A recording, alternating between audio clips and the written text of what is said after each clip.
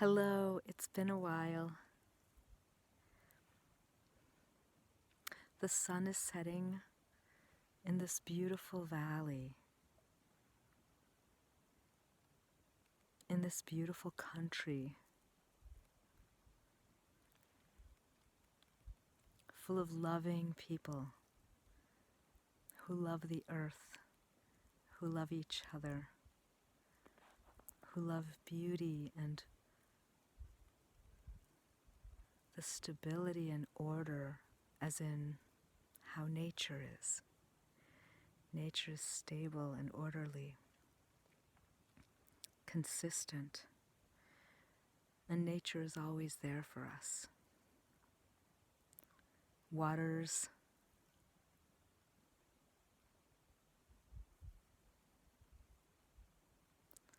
and all the creatures of the water, for which we are so thankful. On this planet Earth, with all of these human beings who are so beautiful, truly. And so I began giving thanks. Something the ancient ones have done. All of our great grandparents, probably all of them, gave thanks. It's like a basic thing. For all the plants that are edible and medicinal and just plain beautiful. For all of the animals, all of them. And the trees, and the winds, and the birds, and the wind. And there's the moon. Hello, moon. And all of the mountains and the mountaintops and the thunder and lightning and all of space, the moon, the sun over there, and the stars, and the great mystery, also known as God, Goddess, Creator, the great connection, Wakantanka, super powerful. And the future generations, we're so thankful. There will be future generations on this planet and in the universe.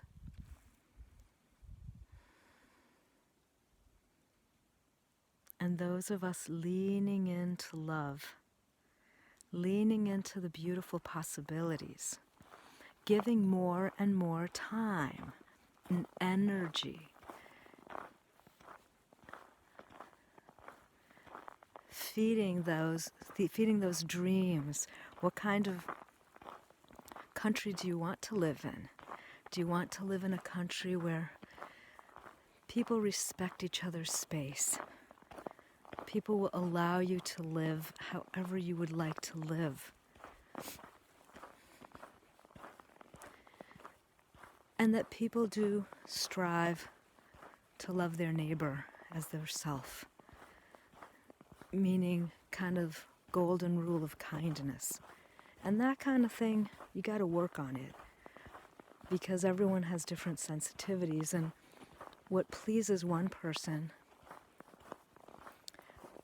is not so pleasing to another person, but you got to just do your best, Sorry, I haven't really been watching this thing.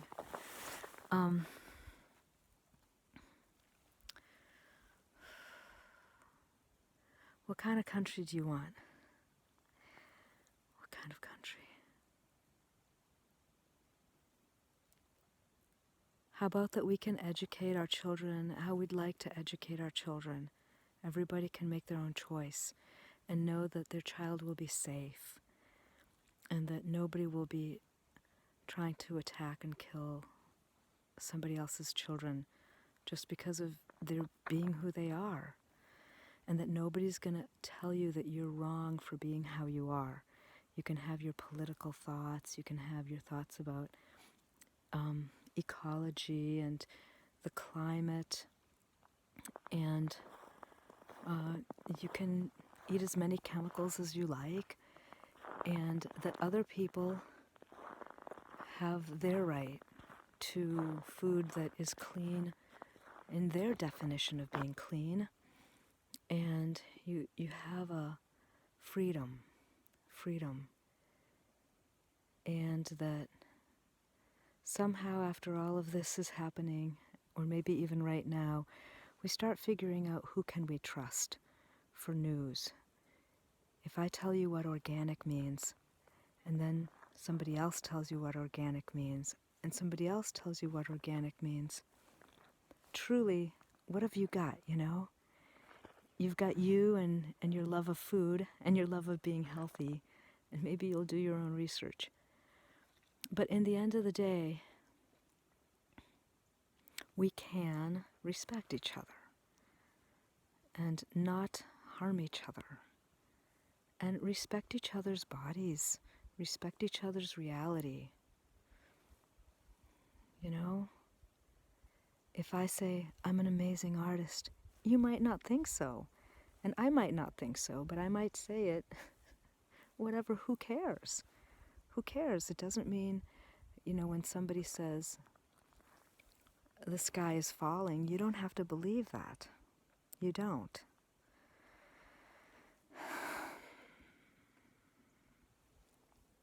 Good God, this is a prayer for our country right now. It's a prayer that there be a happy awakening, a joyful opening of the eyes, yawning, saying, okay, what is reality? I think I'm going to do some research. I think I'm going to call somebody who I normally wouldn't talk with and just say, like, how are you doing? I didn't call to convince you of anything, but I would love to hear how you feel about vaccines or whatever it is, you know, and just listen to each other without attacking each other. Can you imagine how powerful it is to simply allow each other to be? Just let people be. And if you're having a hard time hearing me say something like, let people be, just, you know, you may want to question why that freedom would feel so easily curtailed in a free society. And what does it take to be healthy? Clean air. Who's responsible for us not having clean air as a society? I mean, you can blame yourself, or you can blame the business people who put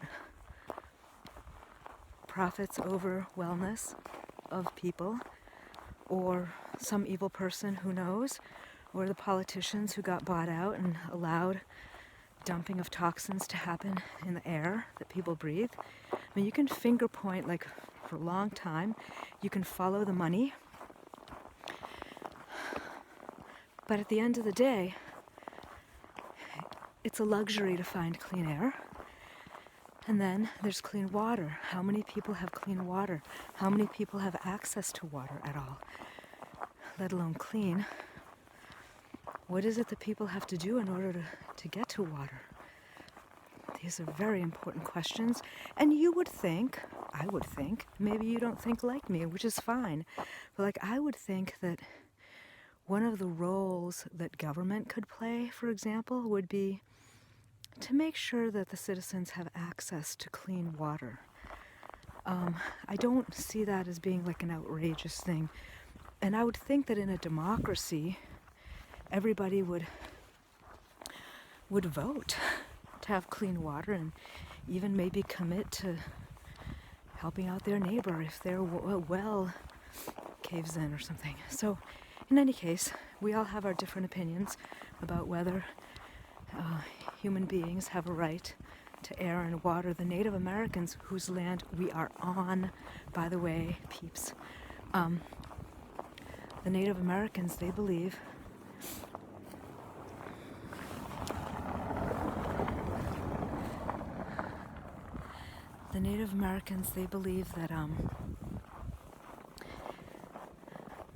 that the land belongs to everybody, meaning people have a responsibility to take care of the land.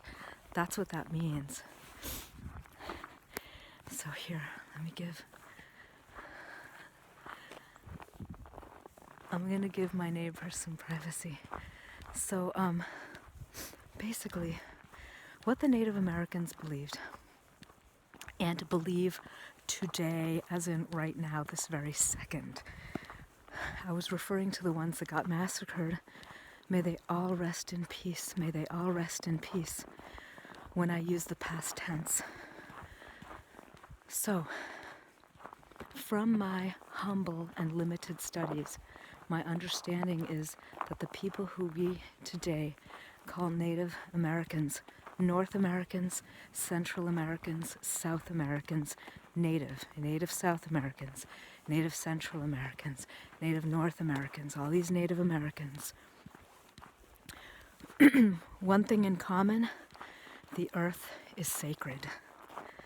The earth is sacred. And we have a responsibility to walk upon the earth in a respectful manner, right? This is a serious law. This is a serious law. The air is sacred and pure. The waters are sacred and pure. That human beings need the land, the air, and the waters to be pure and treated in a sacred manner in order for there to be a continuance of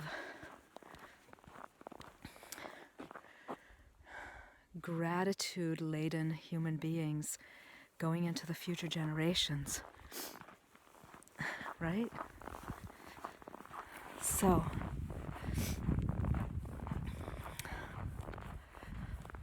what else? It's been such a long time since I've done a sharing like this, but these are very serious times, you know? They're very serious times.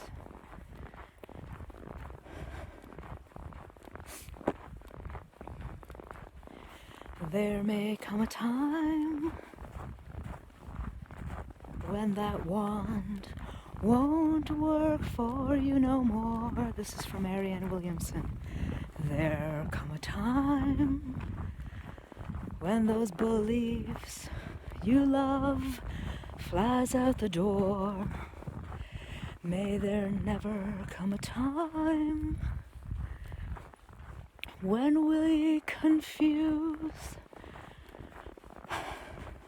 being well with bloody war. May there never come a time where we cannot stand up for loving more. Loving more. I met a person this weekend. I would give them the prize of the most loving woman I've ever met. I'm pretty sure I would give her that prize. Maybe my mom would come in right there on the same level as this other super mom. My mother is a super mother. So, what we found out this weekend, a little more closely, is what is love? What is the nature of love? What is it? And sometimes, you know, when I went to Mount Holyoke College in 1981, I took an anthropology class with a man who moved very slowly. And he told us to rush slowly. I forget his name, but anyways, there was a man, and I think his name was Robert Love, I'm not sure, but he taught about what is love. And thinking back on it, I have no comment. And it doesn't matter, but the whole thing is, what is love? What is love? Who do you want to teach you about love? Some old guy? How about yourself? How about